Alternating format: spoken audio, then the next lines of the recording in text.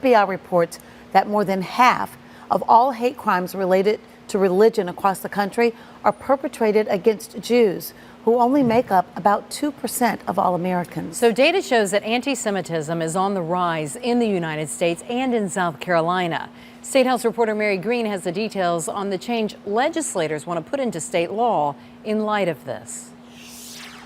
The Anti-Defamation League says the number of anti-Semitic incidents across the U.S. last year was the highest since the ADL began tracking this data in the 1970s. Here in South Carolina, those numbers are spiking. This rise is visible in graffiti in our K-12 schools, incidents on college campuses, organized anti-Semitic flyering of hundreds of homes in Horry County, South Carolina, harassment in public, and anti-Semitic rhetoric on social media. The Anti-Defamation League reports there was a 36% increase in anti-Semitic incidents across the country last year compared with the year before. In South Carolina, that spike was nearly 200%. The ADL says most of these incidents were harassment and the rest were vandalism. It's glaring that this has become an increasingly important issue, and also the rate of incidents is magnifying so much that we really do need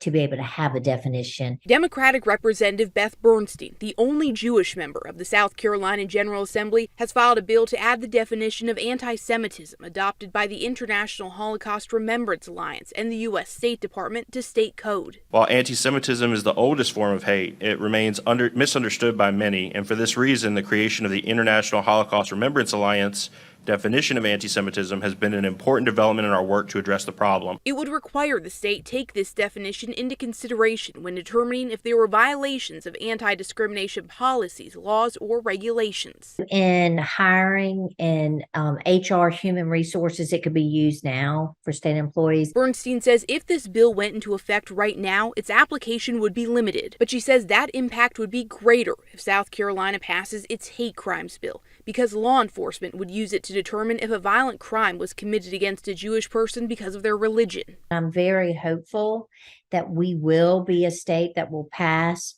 hate crimes and will not be the only state that does not have any hate crime legislation on its books. This bill just advanced out of a House subcommittee this week, so it still has to pass a few more votes to reach the governor's desk. Reporting from the State House, I'm Mary Green.